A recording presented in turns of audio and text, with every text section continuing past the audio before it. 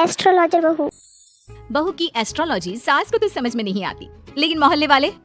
अरे रमा जी, कहाँ है आपकी बहू रानी? बुलाइए ना, जरा पूछे कि बेटी को बेटा क्यों नहीं हो रहा। अरे खुद को उसे तो पता नहीं कि बेटा कब होगा, लेकिन आपको बड़ा भरोसा है जी। तभी रिया आ जाती है। अरे शर्मा आंटी, आइए आइए, कैसे आना हुआ? अरे वो क्या है ना राधा, मेरी बेटी 3 बेटियों की माँ बन गई है, लेकिन बेटा नहीं हो रहा। फोन आया था उसका, बोल रही थी कि भाभी से पूछिए ना एस्ट्रोलॉजी क्या कहती है। रुकिए, मैं अभी लैपटॉप में देखकर बताती हूँ। लैपटॉप में देखकर भी बेटा पैदा हो जाता है क्या बहू? माँ जी, आप भी ना। ग्रह नक्षत्र की चाल देखूंगी, क्या कह रही है राधा के बारे में। हाँ हाँ बेटा, देखना जरा। फिर बेल बजती है। हाँ जी, आप कौन? अब मेरा नाम रवि है, मैं दूसरे मोहल्ले में रहता हूँ। मैंने सुना यहाँ कोई एस्ट्रोलॉजर रहता है। हाँ जी, आ जाइए आप भी।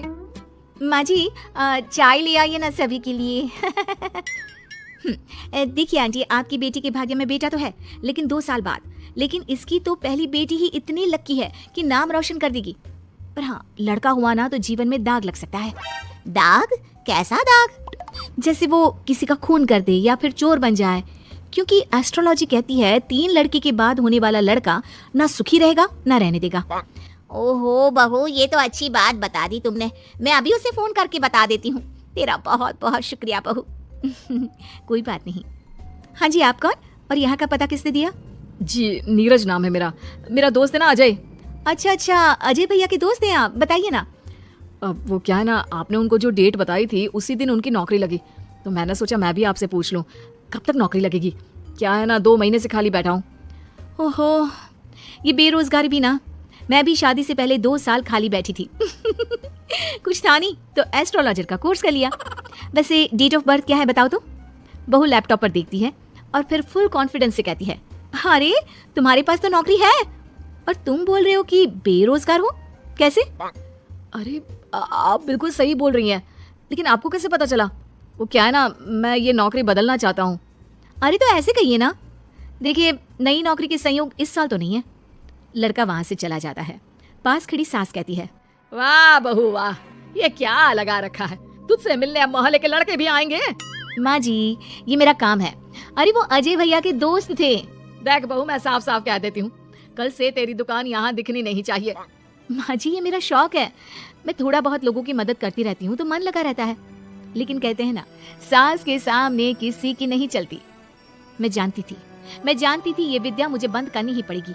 अरे जब जानती थी तो क्यों टाइम बर्बाद कर रही थी?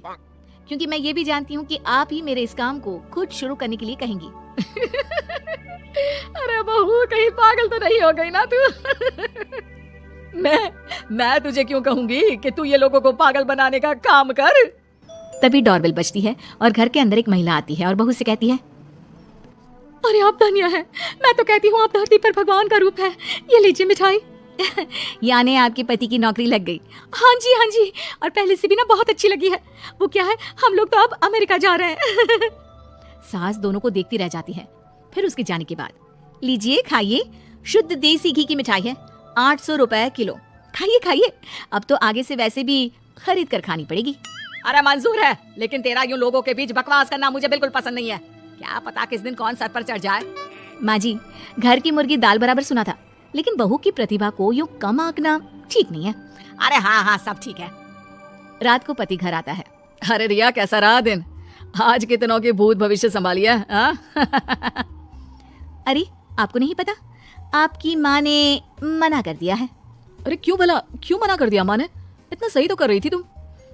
वो तो ठीक है, लेकिन तुम्हारी माँ को लगता है कि मैं जो बोलती हूँ वो हवा में उड़ती बात होती है। उन्हें मेरी विद्या पर भरोसा ही नहीं है। तुम बात क्यों नहीं करते? मैं करता हूँ बात, दीदी चली जाए उसके बाद। क्या दीदी आ रही है? कब? और तुमने मुझे बताया भी नहीं। अरे वो मैं ना भूल गया, माँ को बताया था, सॉरी। खैर, पति का सॉरी सुनना ही तो हर औरत का सपना होता है। तो कहानी में आगे। हाय रे माँ, यहाँ आकर ही सुकून मिलता है, नहीं तो जीवन में कितने टेंशन है। क्यों दीदी, क्या टेंशन है? माँ ने तो बताया कि आपकी जिंदगी में बड़े ऐश है। सास ससुर सर आंखों पर बिठा कर रखते हैं और जीजा जी भी। माँ, तूने भाभी को कभी बताया नहीं क्या? क्या नहीं बताया? अरे कुछ नहीं, ये अपना लैपटॉप खोलकर ढोंगी बाबा बन जाएगी। अरे कुछ भी मत बोलना इसके आगे। छोड़िए दीदी आप माँ की बातों को। मुझे बताइए क्या समस्या है। सही कहा भाभी, मैं वैसे भी आप सास बहू के चक्कर में नहीं पड़ती। वो क्या है ना भाभी, अब तक कोई बच्चा नहीं होने के कारण घर पर सभी परेशान रहते हैं और अब तो मुझे भी अच्छा नहीं लगता। अरे बस इतनी सी बात। इतनी सी बात? देखा इसकी हरकत। चलिए मैं बताती हूँ कि कब होगा बच्चा आपको। रिया फटाफट कंप्यूटर लेकर बैठ जाती है और फिर, दीदी अगले महीने आपको बच्चा कंसीव होगा और फरवरी में वो आपकी गोद में होगा। वो क्या है ना, बच्चे वाली लाइन आपकी अब बनी है। देखो बाबा पाखंडी नाथ ने क्या कहा, अब तो तू चिंता छोड़ ही दे। लेकिन ये क्या, बिल्कुल वैसा ही होता है। और फिर बच्चा होने के बाद। क्यों सासू माँ, कौन सा महीना है? फरवरी बहू, सही कहा था तूने। जिसे 5 साल से बच्चा नहीं था, तूने तो सच भविष्यवाणी कर दी। अरे मान गए बहू। तभी बेटा आ जाता है मुंह लटकाए। अरे अब तुझे क्या हो गया, मामा बना है, खुश हो जा। माँ मेरी नौकरी छूट गई है अचानक से, समझ में नहीं आ रहा कि घर कैसे चलेगा। उसकी चिंता ना कर। माँ क्या हो गया? वो बोल रहे हैं कि नौकरी छूट गई है और आप कह रहे हैं कि चिंता ना कर।